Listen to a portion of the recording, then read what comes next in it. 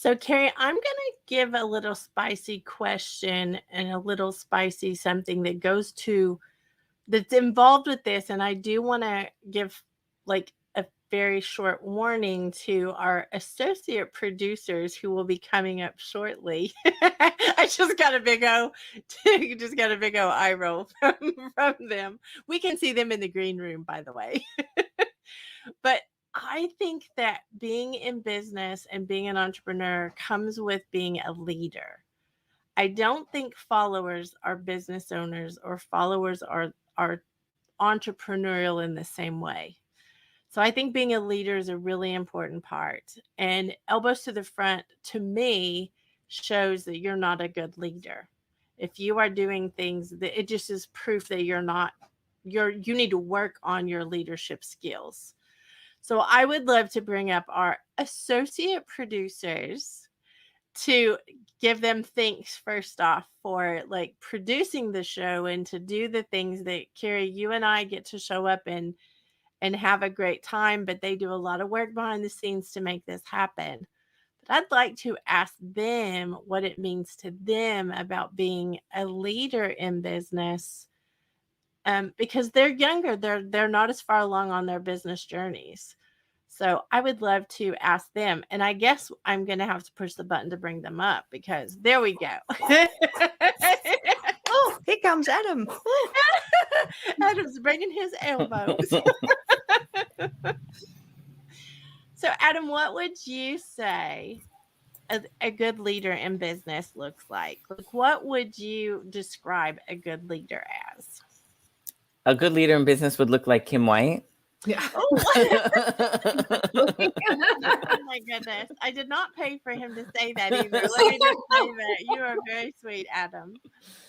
No, I think it's somebody. That took me by. I think it's somebody who encourages their employees as they go along in the business journey. It's somebody who understands that not everything's going to be perfect, that mistakes are going to be made, or they may need some time to get adjusted to doing something. And not everybody's going to know everything in the snap of a finger. So I think somebody who has that patience and provides positive feedback and not just, oh, you're doing that wrong. It's more constructive feedback of how you can do it better, tips that you can take to improve. And I think also a good leader is somebody who also encourages them along the way and provides them with that support of, you're doing a great job, or I'm glad you're on the team, or thanks for being here, something along those lines. Because I know, like, when I was in the corporate world, I certainly did not hear that very often. And I feel like everybody works so hard every day that they need to be reminded of that they are making a contribution to wherever they are that's working. So I think that is what makes a good leader. Thank you, Adam. And I will say you work very hard to make all of this happen, and we're grateful for you. I will say that. Jill O. What he said? I know. Well, first he took my first answer, and then second, he just kept going with all the good answers. This is why we chat in the background. You have to divide up the answers, right? Yeah. Well, I also believe that a leader is someone who is living proof, and it's one of our favorite words right now, that they're living by example. So a leader is someone who's still learning to lead and empowering others to lead alongside them. I know myself, I am learning, and it is a hard job. So I commend anyone who is wanting to be a leader or who is showing those skills to their teams, because it's a hard job. And yes, you can do it, but there's a lot of responsibility that comes with it. And if you're recognizing that responsibility, that alone can make you a leader. That definitely is a place to start, Jill, because when we're talking about living proof and we're talking about elbows to the front, I think it all ties together because of, if you see someone who is elbows to the front, they're not a great leader yet. They still can become a great leader, but they're not yet.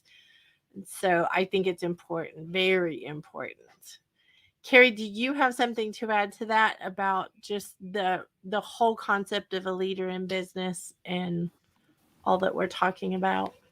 Well, I feel like our show producers have done such an amazing job. I thought I'd get out of the question, to be honest, but no such pass is No. given. Well, the only thing I'll add is it is really important when you think about being a leader. From my experience, is if you're asking people to do something, it's not something you're not prepared to do yourself.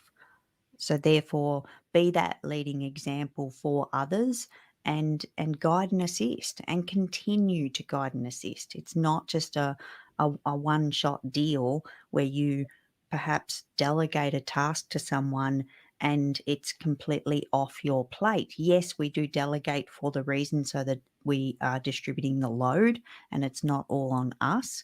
But at the same time, we're working side by side with people.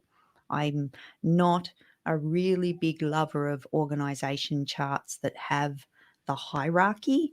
I'm more of a holacracy, I think is the word for it, and thinking of everyone working side by side. Is that the word for it, or did I completely muck it up?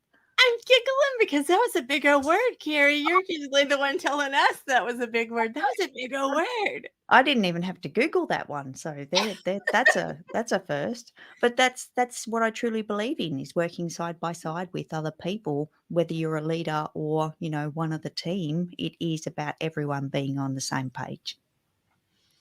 Well, I will jump in and say, Kerry, one of the things about our team is I don't look for people who are followers. Like sometimes that gives me a little bit of a problem because they get a little, they get a little rogue sometimes, we'll call it. But I do think that having leaders on your team versus just someone to follow and do, speak when they're spoken to and all that nonsense. I think that that's not being a good leader. Our team gets spicy, our team brainstorms together. There's not the judgment parts. I think all of that goes into having an amazing team. And I do think it comes from joining forces with other leaders and not just finding people who they just want to show up and get a paycheck. Like I think that there's such a drastic difference. So I think living proof of that is I am so proud of our team and I am so proud of Adam and Jill for doing what they do to make this show happen. This was a dream of yours and mine, Kerry, and they've brought it to life. And that makes me super, yes, I think everybody should like clap for Adam and Jill. I think that this is such a sexy, it's just a sexy thing. And all the roving reporters, like you said earlier, they're spectacular. We are so proud. And so if anyone is watching and you see some messy, we decided not to even do, like, we didn't blur the background. We didn't, make it look like we're somewhere else. We just want you to know this is where we are. This is where we do business. This is how we live our lives. And it's really important to us. So I think that's all I've got to say about that for right now, Kerry. Should we go to final thoughts like quickly?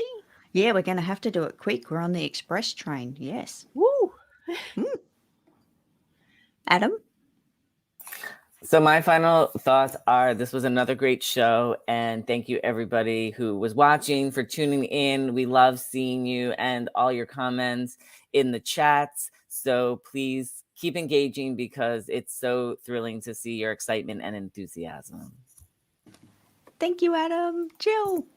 We love bringing the show every Friday. I'm so happy we're in this place in the season of our business and entrepreneurship journeys all together, and that we're all growing and stretching and gaining our leadership muscles. So glad we're on this journey together, guys.